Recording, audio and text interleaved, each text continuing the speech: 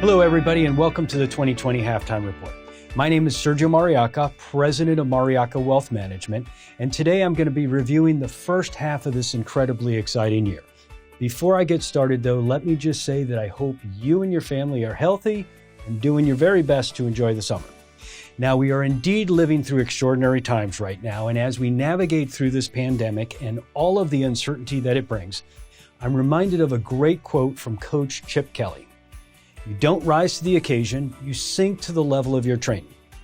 As with football and investing, or frankly, anything in life, when you're going through a tough time, and I think this market certainly qualifies, it's important to have a foundation, a set of principles to help guide you and keep you from trying to control a situation that for the moment may be uncontrollable.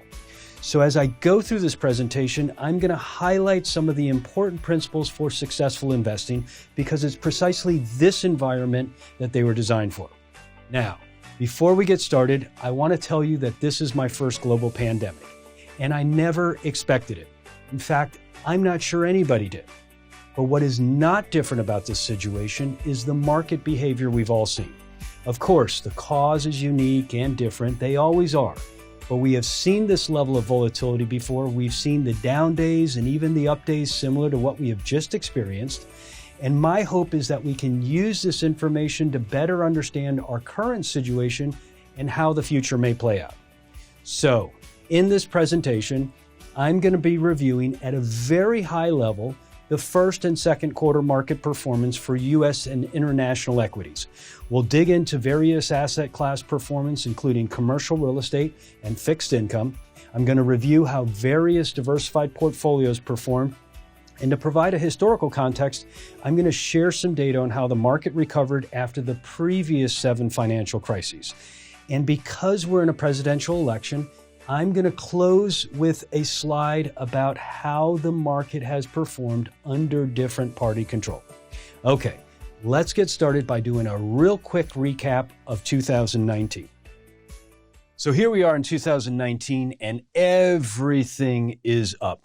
What you might not remember is 2019 was a recovery year. 2018, global markets were down. In the U.S., we had the 35-day government shutdown at the end of the year that pulled our market down in the fourth quarter. And so 2019 was a recovery year based on that.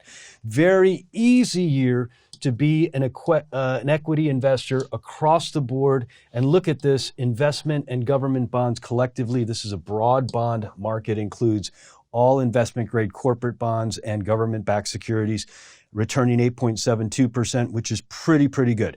I want to point out this 5-year average for the Russell 3000. That's this benchmark right there. It includes small cap, mid cap, and large cap in the U.S. economy.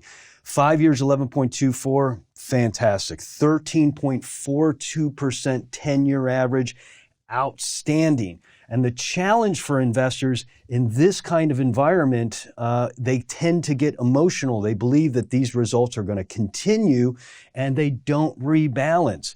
And I just want to, even though bonds did very well for the quarter, look at this 10-year average for the aggregate bond market in the U.S. economy at 3.75, just a hair above historical inflation. And unfortunately, what happens in this kind of situation when a yield is so low is investors get attracted to this return. They want the 13.42 as opposed to the 3.75. They grow complacent and they grow a much riskier portfolio, and then they get in trouble when there's a correction. All right, let's go ahead and look at the first quarter results of 2020. A big change. Everything is down. This is one of those quarters where it's difficult to be an equity investor. I imagine a lot of investors have a newfound appreciation for bonds. But before I jump into some more information, let me just set the table of where we were on January 1st. First of all, we're feeling pretty good about the economy. We just finished a great year where investors were rewarded very well across the board through all global equity markets. In the United States, we had historically low unemployment. We had very high consumer confidence. We are going into a presidential election year. And for those of you who knew about 3/4 of the those years tend to be positive. So we had every reason to believe that this market and this economy would continue to improve in 2020. And that's exactly what happened right out of the gates. In fact, on February 12th, the S&P 500, the Dow, and the NASDAQ all hit new highs. And 1 week later, on the 19th, the S&P 500 and the NASDAQ hit another high right before, on the 20th, the sell-off started. Here's the most important thing right here. And I mentioned this in my opening. As bad as this quarter was, from a quarter performance standpoint, we have seen worse. So for U.S. equities, worst quarter is still 2008 fourth quarter. For emerging markets, same thing, 2008. And for global real estate, also 2008. We only have one major equity class that set a new record, and that's for international developed stocks. So as I mentioned, we've seen this level of quarterly volatility before, and so it really shouldn't surprise us. We're going to see it again, hopefully not for another 10 years or so, but we can expect that we need to design portfolios to be robust enough to survive these kinds of things. I also want to point out, just because we have the data here, bonds are not immune to a pullback.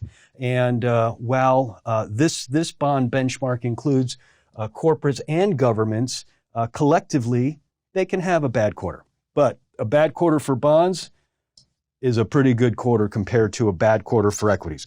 All right, let me just give you a little bit more information about how bad this first quarter was. First of all, March was the most volatile month we have seen on record for the U.S. equity markets. Of the 22 trading days, 16 were down or up more than 3%. So massive extreme volatility. We also saw a massive amount of job loss in a very short period of time. To give you a sense, in 2008, 2009, during the financial crisis, we lost about 9 million jobs over 2 years. In the first quarter of 2020, we lost over 30 million jobs in just a few months. So severe fiscal shock as well. All right, so the most important thing when you look at this kind of performance, you want to make sure you have some good, proper diversification. If you have a balanced and disciplined approach, these might be buying signals, okay? Everybody's situation is different, but you always want to make sure you're broadly diversified. Okay, so how does this quarter impact longer-term performance? Let's take a look. All right, so this is the summary after the first quarter. And if you remember, we were looking at a one-year average on January 1st of about 31%. That was the performance of the Russell 3000 in 2019. Remember, 2019 was a recovery year. That first quarter of 2019, the Russell 3000 was up a whopping 14% because it was down in the fourth quarter of 2018. So that first quarter, which was great in 2019, was replaced by this horrible quarter. So now we have flipped the 12-month average. Here's the most important thing. We still have a really solid 10-year average after this horrible first quarter. And that's what investors really need to focus on. Again, bonds 1 year are doing well. We still see everything was down in this quarter, and we still see international equities underperforming their historical trends. Don't worry about that. We've seen those kinds of trends come and go, and it's very likely that in the future they'll flip. Global real estate still averaging about 5.25%. I'm going to get into that in a little bit. Let's take a look at world asset classes. All right, no surprises here. For the first quarter, everything is down. This is a more comprehensive list of global equity indices. The only bright spot is high quality fixed income. I want to point out this guy. This is the emerging markets small cap index. We're going to look at that one in a future slide, so bank that information. All right, let's take a look at U.S. equities. At the end of the first quarter, the U.S. market accounted for about 56% of the global market cap. That means that about 56% of the world's publicly traded companies were domiciled in the United States. All right, everything is down. The best performer down still is large cap growth. No surprise there. The calculation that I think investors make, and I think it's fairly reasonable, is that in a difficult, challenging environment where you don't know how long the downturn might last, investors make the calculation that large companies have the financial strength to survive, whereas small companies might not. So they might lighten up on the small caps. When we look at the 10-year average, and this is really what we want to focus as a long-term disciplined investor, these are all pretty good returns, even though the year-to-date is horrible, and for most of these classes, the 1 year is pretty bad as well. So I always like to say, if you want the 10-year performance, you're going to have to deal with years that look like that and half years that look like that. It's just part of the business cycle. And as a long-term investor, you just need to understand that. All right, let's go ahead and look at international development. So international development, the end of Q1 accounted for about 32% of the global market cap. Everything's down. Again, large cap growth outperformed. We see that over the last 10 years, international developed underperformed some of the longer term trends. I wouldn't count them out. We've seen decades in the past where they underperform, and at times those decades are followed by years where they outperform. So don't count out developed international in your portfolio going forward. Let's take a look at emerging markets, about 12% of the global market cap. Everything is down, a little bit more than developed international. And I think the same calculation holds true that investors make between small cap and large cap domestically. This idea that these companies in emerging markets, without the infrastructure of the developed world, they have less ability to survive these kinds of environments, so investors sell out. We also see that the 10-year numbers for international are underperforming some of the historical trends. Again, we've seen some of those decades where that happens, followed by decades where it outperforms. So certainly, I wouldn't count out emerging markets for your portfolio going forward. Let's take a look at commercial real estate. So at the end of the first quarter, international commercial real estate was about 41% of the global portfolio. The United States accounted for about 60% of global commercial real estate. Over the last 10 years, U.S. has outperformed, did a little bit better year to date.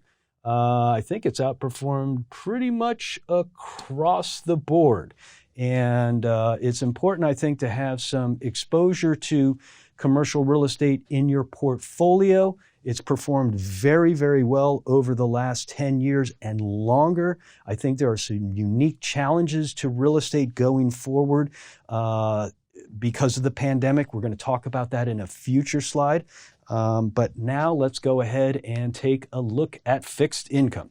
So everything across the board is up except for this guy. And I think what a lot of investors do when they see the performance of this guy right here, this is considered the 3-month Treasury bill is considered the risk-free rate of return. And when that is only yielding or averaging a little bit better than 0.5% over 10 years, investors start looking for yield without understanding that it comes at a cost. Not all bonds are created equal, and high-yield bonds perform like stocks in up markets, and they also perform like stocks in down markets. So you have to be very, very careful when you're chasing yield. You need to understand the credit and term quality aspects of your fixed income in your portfolio. All right, let's go ahead and look at various market performance. These are developed markets. as well as emerging markets. Just a couple of things I want to point out. Here's the United States. And one of the reasons why you want to have some international exposure is we've got 7 economies that outperformed the U.S. in the first quarter. Here's another great reason why you don't want to time the market. If you would have asked me which would have been one of the best performing economies during a pandemic, I never would have guessed that it would have been the country where the pandemic originated. So in the first quarter, the United States was down 21%. That's this number right here. China was down 10.31%. That is just another example of how difficult it is to read the proverbial tea leaves and try to discern what market, what asset class is going to be the best in any particular period. All right, but everything across the board is down. Okay, let's go ahead and look at the quarterly market summary after the second quarter. And if you remember, the first quarter was down so much because across the board, investors fled equities and the market crashed. But if you were patient, maybe you even did some rebalancing after the pullback, you were nicely rewarded across U.S. equities, developed international emerging markets, commercial real estate globally also had a nice quarter, and then high quality investment grade bonds also did well. Now, again, the thing that stands out to me is that even though we've seen this kind of volatility, and I talked about this in my opening remarks, we've seen higher quarters. We've seen lower and we've seen higher. So international, developed, and emerging markets, the record still stands in 2009. Same thing for global real estate. Now, the Russell 3000, that's this benchmark, for the second quarter 2020, we blew the previous record out of the water, which was 16.8% also in 2009. That record is now replaced with this monster performance in the second quarter. And I just want to point out that, the tragedy behind this quarter is that we know so many of those investors that abandoned equities in the first quarter, they did not enjoy this recovery, and they're probably kicking themselves. It's just another reason why you want to have a long-term disciplined approach and a diversified portfolio with some assets that do not correlate with stocks. All right, let's go ahead and look at how the second quarter impacted long-term performance. We now can see that the Russell 3000 is positive for the 12-month period. 5 years is above 10, and we're back above 13 over the longer-term 10-year period. International still struggling year to date. Global real estate, we'll talk about that in a minute, still struggling.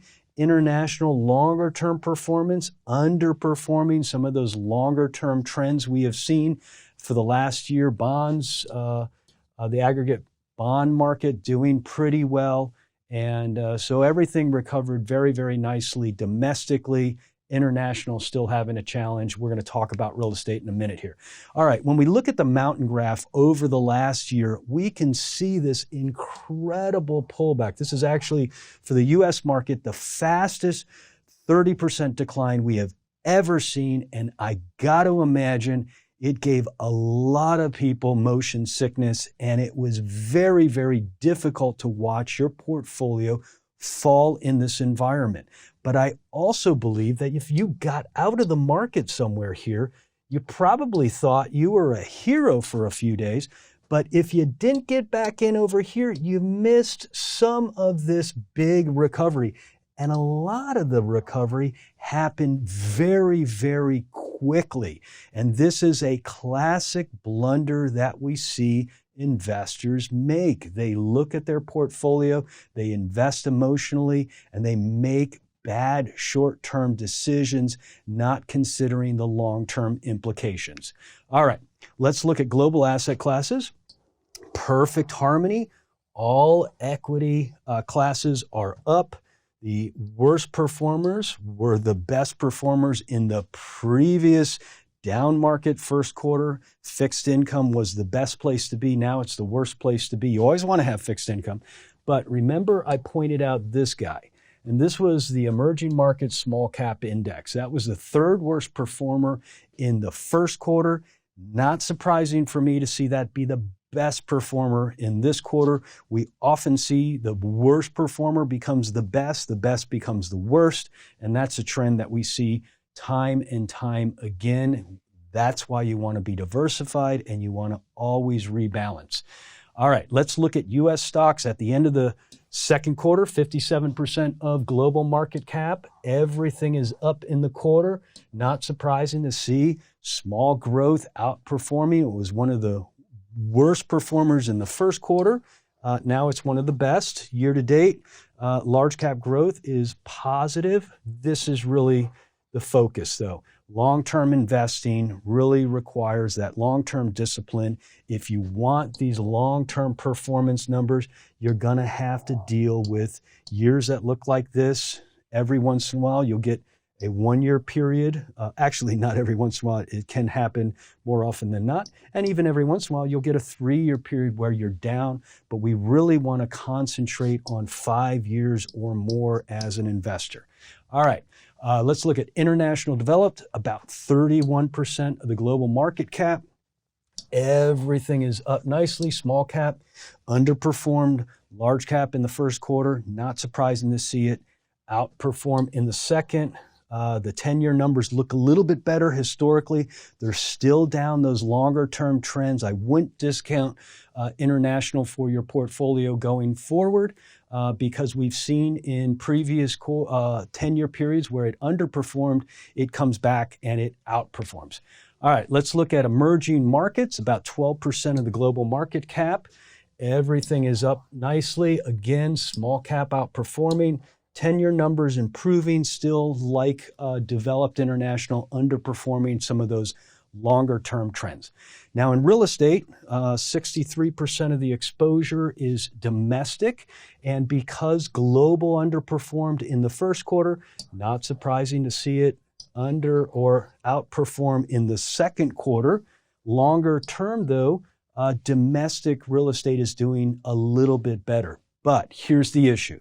Right now, because of the pandemic, lots of folks across the world are working from home. We don't know how long this environment's going to persist.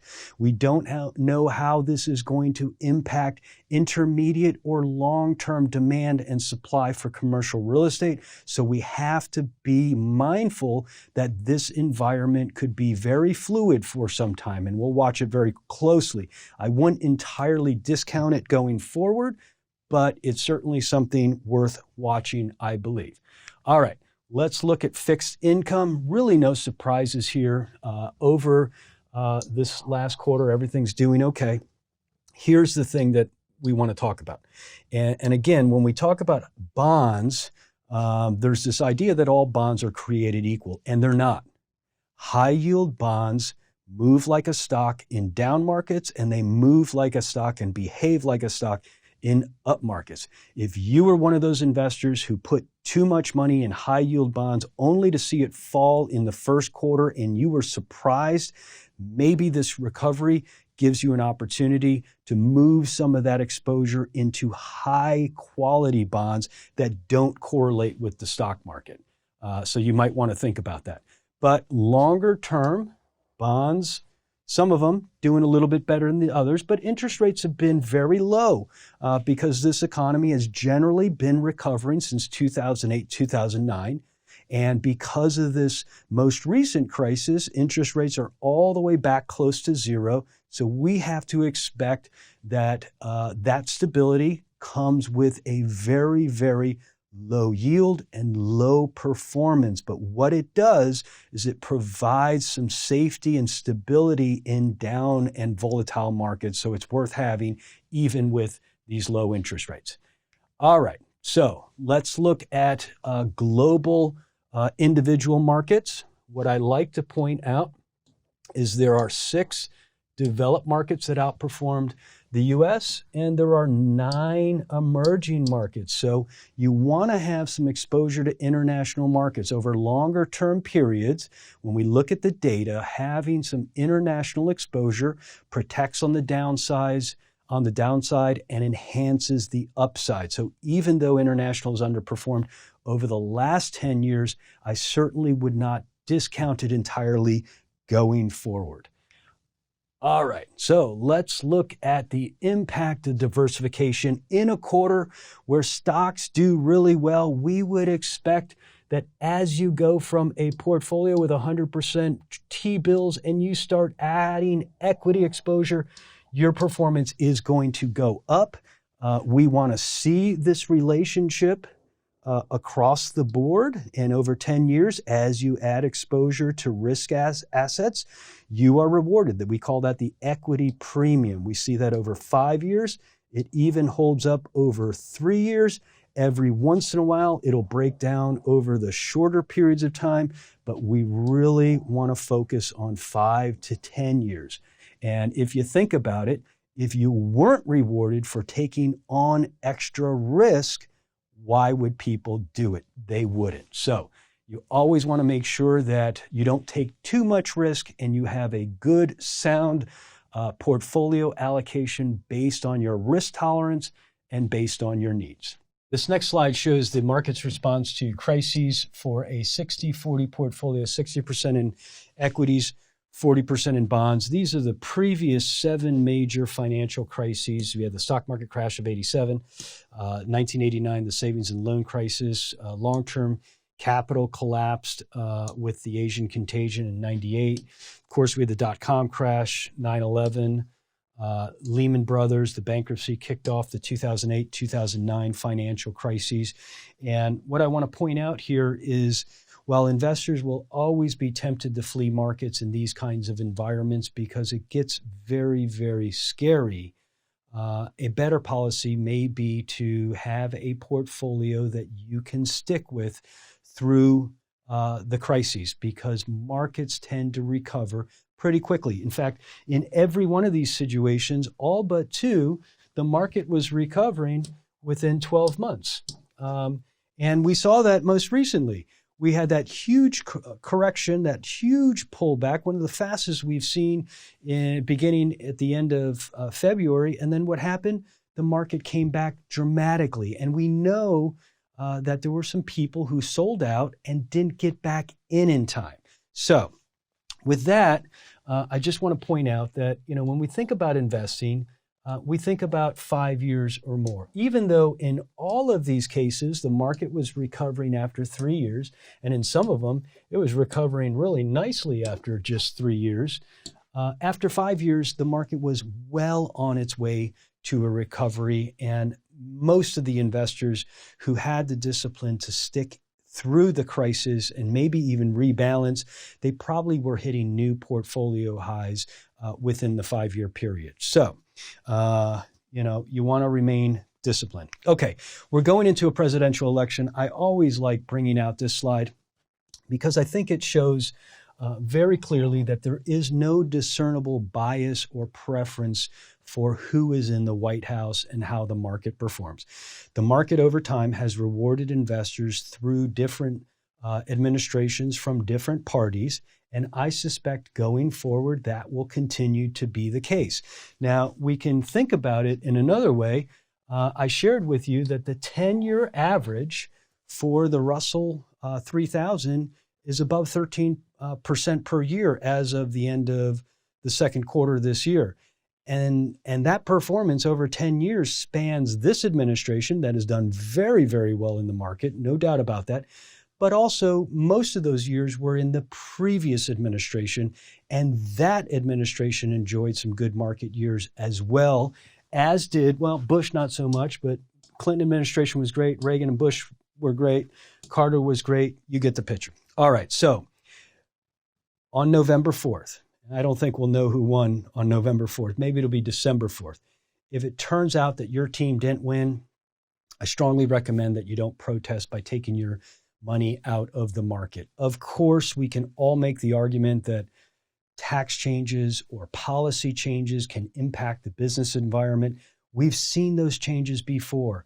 And if we've learned anything, it's that corporations, certainly publicly traded corporations, have the ability to pivot and adjust to the climate that they're faced with in order to maximize shareholder value. And I don't think that's going to change anytime soon. Okay, so thank you for your time. I hope you learned something. I want to just close by saying that, we live in a very noisy world.